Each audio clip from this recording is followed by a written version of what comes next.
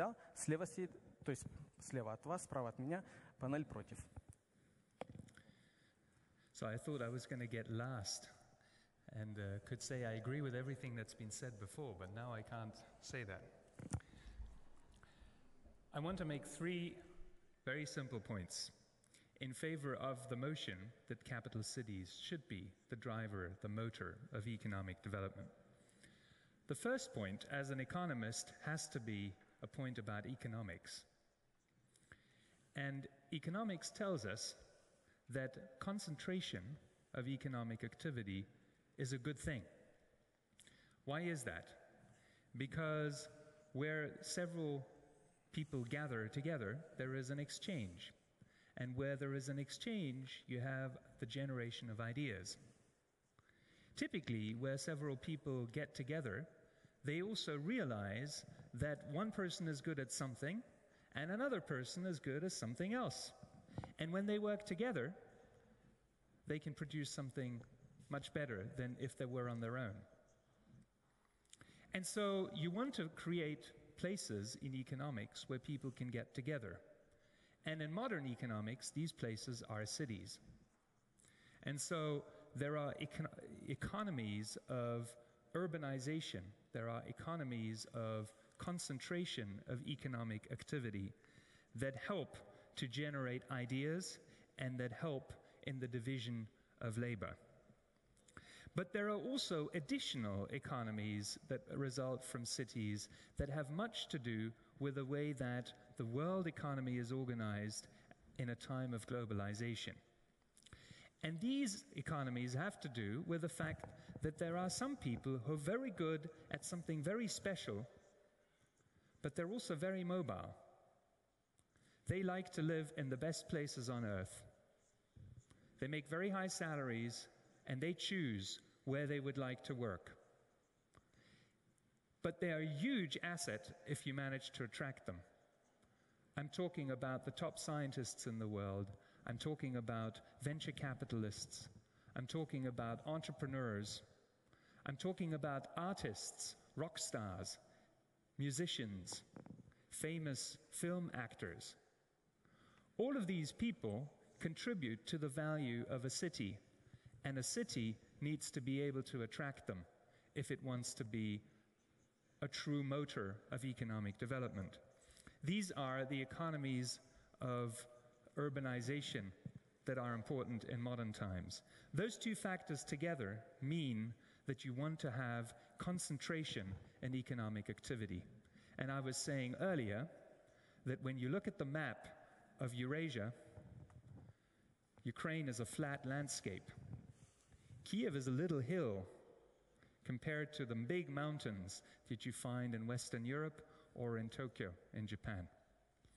And I think what Kiev should do is to try and become a bigger mountain in that landscape.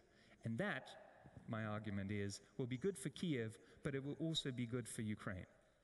Now, does it always have to be a capital city? That's the second point I want to make. And the answer is no. It doesn't always have to be a capital city. Look at what Hamburg does for media in Germany. Look at what Sydney and Melbourne do for economic activity in Australia. Indeed, look at where economic activity is in Canada. It is not in the capital city. But when you have a city like Kiev, it makes sense to use it. And the fact that it is a capital city is not a disadvantage. And the reason why you should use Kiev for the strategy of concentration of economic activity is because Kiev has a good brand. Kiev has a long cultural tradition. It has beautiful historical monuments. It has a wonderful landscape on the Dnieper. So it is relatively easy to market Kiev compared to some other cities in Ukraine. And on top, Ukraine is quite a centralized system. And so a lot of decisions are made in Kiev. So if you want concentration, starting in Kiev is not a bad idea. But that doesn't mean that other cities in Ukraine shouldn't also try and develop.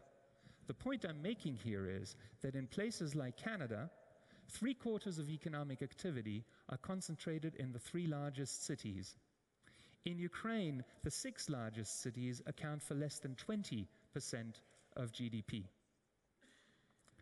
In Australia, 2/3 of economic activity are concentrated in the 3 largest cities. That gives you a sense of how deconcentrated Ukraine currently is. And a strategy of regional development should be a strategy of concentration, of using the potential of Ukraine's cities. That's the only thing that ultimately is going to be economically successful. Now, the final point I want to make is that to make this a success, you need strategy. If you just allow the forces of agglomeration to work, bring everyone into Kiev without having public transport, without having thought about water supply, without having thought about waste management, and without creating the kind of conditions that attract the talented people to come here, you will end up with a lot of chaos and not a lot of benefits. And that's why it is important to take a decision that you want the capital to be one of the drivers, and perhaps not the only, but one of the drivers of economic development, because to the extent that you do, you will be able to put the resources it takes to make this successful. And so, it is not just economics, it is also politics. This needs a decision, this needs management, this needs resources, and after all, and above all perhaps, it needs the involvement of the stakeholders, of the population. And so, if you take the decision that the capital should be the driver of economic development, it could be much more than just an economic driver. It could be a driver of social change, of consensus to go in a particular direction. And that, after all, is what I wish my fellow Kiev citizens, and I wish the city of Kiev all the best in realizing its potential. Thank you.